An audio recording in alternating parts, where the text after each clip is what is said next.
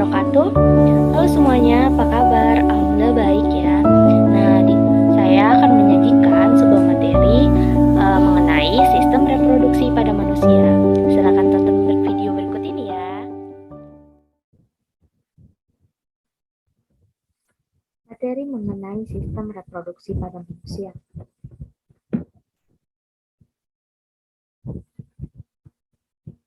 Nah, di sini sistem reproduksi pada manusia yang akan saya bahas yaitu mengenai pengertian menstruasi dan pasca perkembangan folikel sampai proses persalinan hingga sampai penyakit pada gangguan reproduksi pada manusia dan alat-alat kontrasepsi yang sering digunakan. Nah, yang pertama, poin pertama yaitu mengenai pengertian menstruasi.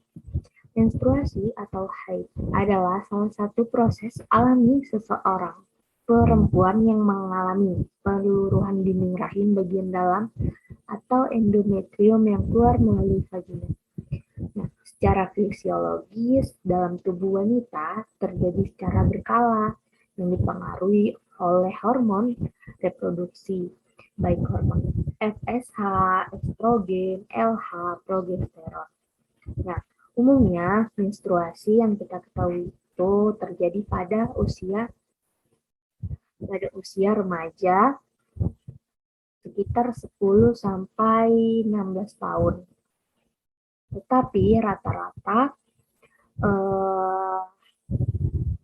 tidak terjadi menstruasi kembali itu ketika usia 45 sampai 55 tahun. Nah, itu disebutnya menopause.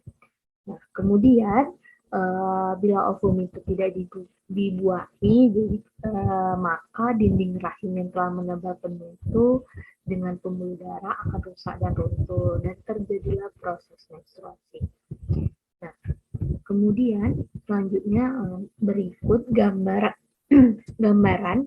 setiap bulan sel telur yang masak menempel di dinding rahim yang menebal. Dinding rahim semakin menebal apabila tidak dibuahi oleh sperma. Sel telur akan rontok dan keluar dari tubuh vagina. Kemudian ada siklus menstruasi. Terdiri dari siklusnya ada dua. Yang pertama siklus ovarium, yang kedua siklus uterus atau endometrium. Siklus ovarium terbagi menjadi beberapa fase. Yang pertama ada fase folikular, itu pada hari 1 sampai 14 hari. Dan yang kedua itu adalah fase ovulasi dan yang ketiga fase luteal. Dan fase luteal ini terjadi 14 sampai 28 hari. Dan siklus yang kedua yaitu siklus uterus atau endometrium. Dan ini terjadi beberapa fase sama seperti siklus ovarium. Ada 3 fase. Fase menstruasi, fase proliferasi, fase sekretory.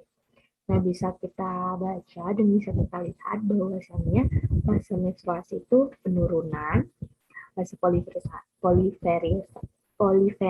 proses penebalan, dan fase sekretory itu dia sama seperti fase luteal. Nah, kemudian di sini ada beberapa gambar mengenai siklus menstruasi. Nah, di gambar yang di kolom warna hijau ini terdapat namanya flow fase, yaitu fase flow. Kemudian ada fase folikular dan juga fase luteal.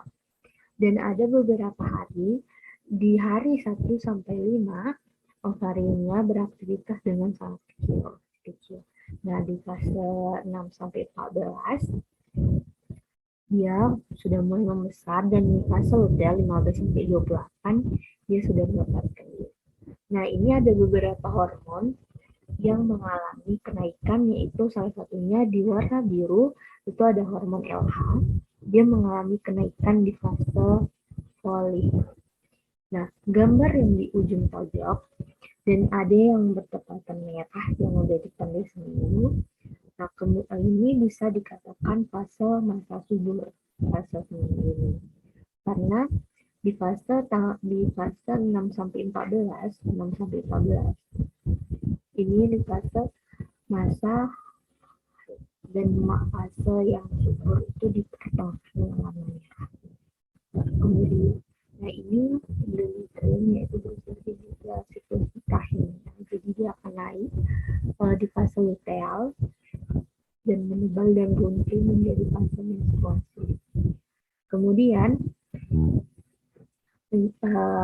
hipotalamus memberikan sinyal kepada kelenjar pituitari ketika kadar hormon estrogen tubuh yang rendah.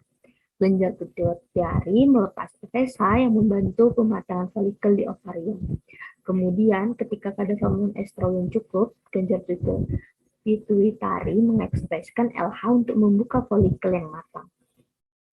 Beberapa hari setelahnya, folikel melepas sel telur menjadi tubal falopik, dan folikel yang kosong menghasilkan hormon progesteron. Dan hormon ini membantu penebalan endometrium dinding rahim untuk mempersiapkan proses kehamilan. Nah, jika proses kehamilan ini tidak terjadi, maka progesteron dan jaringan dinding rahim akan mengalami proses menstruasi, dan itulah yang dinamakan fase menstruasi. Kemudian, di sini pembahasan selanjutnya mengenai perkembangan folikel. Folikel sendiri terdapat di dalam ovarium yang memiliki yang terdiri dari oosit yang dikelilingi oleh sel yang disebut sel granulosa. Nah, kemudian sel granulosa sendiri memiliki fungsi untuk menghasilkan hormon steroid untuk menopang perkembangan sel telur. Selanjutnya, awal folikel dimulai pada ovarium janin yang berusia sekitar 16 minggu. Nah, di dalam kandungan. Setiap bulannya, kurang lebih ada sebanyak 30 primordial folikel yang akan melanjutkan perkembangan menuju evulasi. Di antaranya, folikel-folikel tersebut banyak mengalami proses apoptosis. Nah, perkembangan folikel ini juga dipengaruhi oleh proses hormon. Salah satunya ada hormon FSH, LH, estrogen, dan progesteron. Nah, gambar di samping bisa kita lihat inilah perkembangan folikel dari hari ke hari. Kemudian terjadilah proses kehamilan.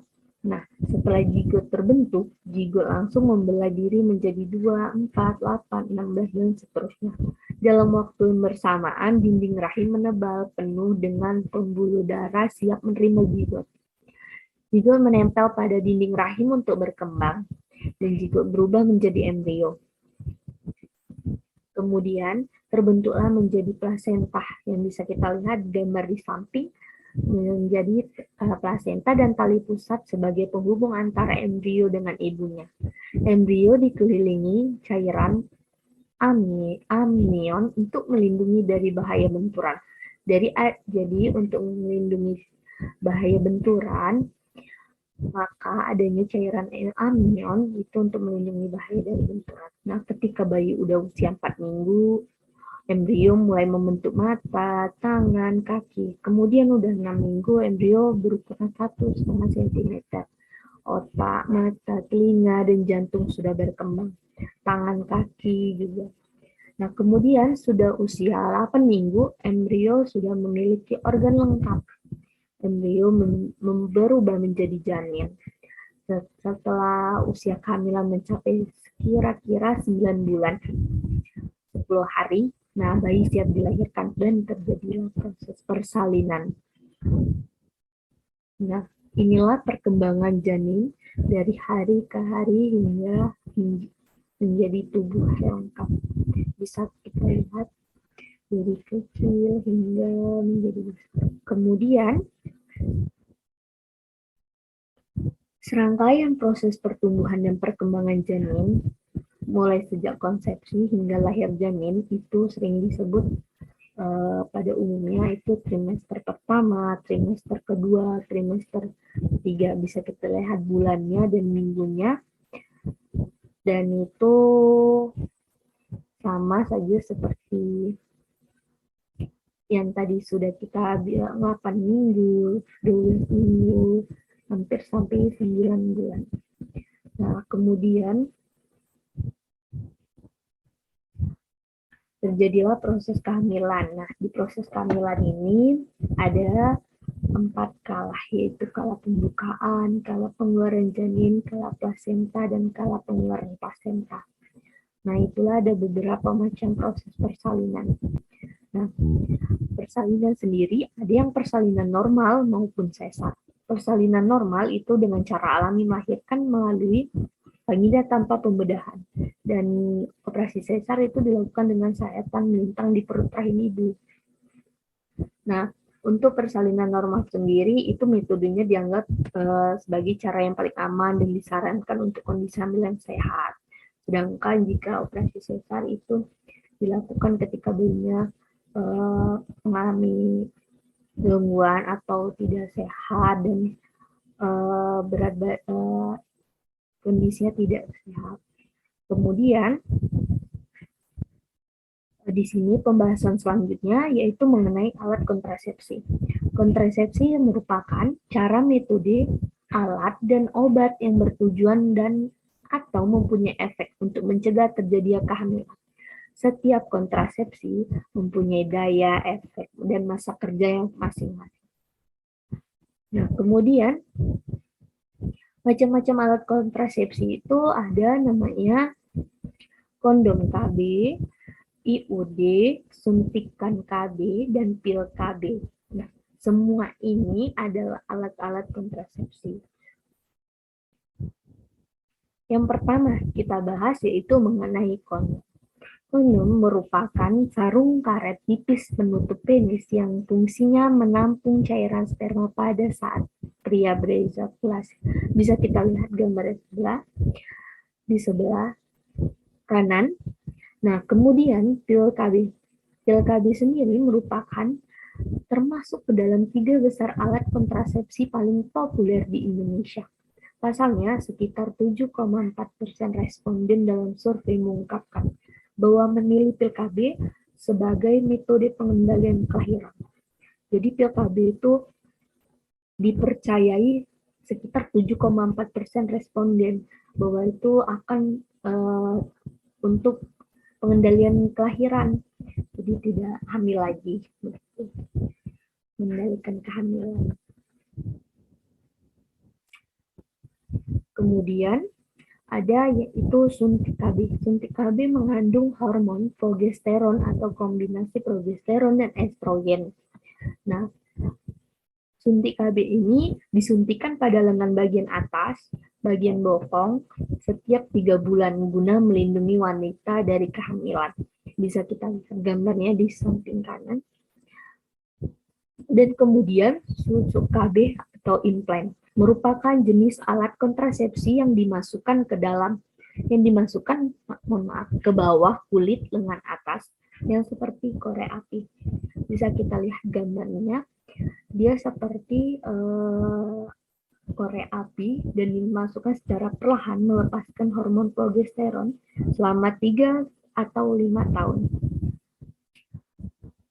Kemudian spiral IUD atau AKDR yang merupakan alat kontrasepsi yang dimasukkan ke dalam rahim yang membentuk bermacam-macam terbuat dari plastik yang dililit tembaga bercampur perak yang dapat berisi hormon.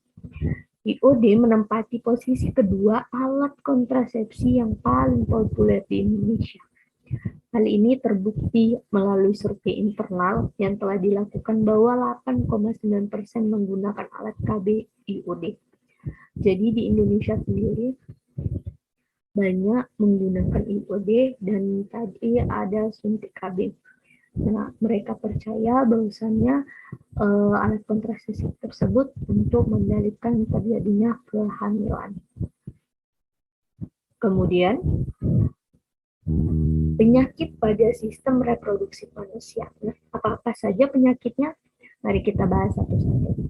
Yang pertama ada kencingana atau gonorrhea. Penyebabnya itu dari bakterinya Neisseria gonorrhea. Ditularkan melalui hubungan seksual. Akibatnya radang pada organ reproduksi yang menyebabkan kemandulan, mata, persendian, dan selaput otak pada bayi. Tanda dan gejala terdapat nanah pada ujung saluran kencing dan terasa panas atau terbakar saat buang air kecil. Nah, kemudian ada yang kedua namanya sifilis. Penyebabnya dari bakteri juga, yaitu bakteri Treponema pallidum. Ditularkan melalui hubungan seksual. Akibatnya kerusakan organ reproduksi. Pada stadium lanjut, sifilis menyerang hati, susunan saraf, dan otak. Dan yang ketiga ada herpes genital. Penyebabnya melalui virus herpes simplex serotipe 2. Ditularkan melalui hubungan seksual. Akibatnya gangguan pada organ reproduksi kulit dan menyebabkan kanker rahim. Dan yang keempat, keputihan atau flor albus. Penyebabnya parasit seperti jamur Candida albicans atau Protozoa Trichomonas vaginalis dan bakteri dan virus. Nah, Candida albicans ini menyukai lingkungan yang mengandung gula dan hangat. Akibatnya gangguan pada organ reproduksi wanita yang sering terjadi pada umumnya. Nah, gangguan keputihan ini sering ditemukan pada wanita hamil dan penderita diabetes mellitus. Kemudian, yaitu AIDS. Siapa yang nggak kenal AIDS? Pasti semua orang pasti tahu HIV/AIDS, yaitu Acquired Immune Deficiency Syndrome. Penyebabnya itu virus HIV atau Human Immunodeficiency virus. Akibatnya hilang daya kekebalan tubuh terhadap penyakit karena virus ini menyerang sel-sel darah putih. Penyebarannya kontak cairan tubuh dengan penderita AIDS. Orang yang terinfeksi virus HIV akan menderita AIDS setelah 6 bulan atau lebih tergantung daya tahan tubuh. Nah, mungkin itu saja yang dapat saya sampaikan. Nah, di sini jangan lupa untuk selalu menjaga kesehatan reproduksi maupun wanita dan laki-laki. Karena kesehatan reproduksi juga menentukan masa depan. Nah, sekian dan terima kasih. Assalamualaikum warahmatullahi wabarakatuh.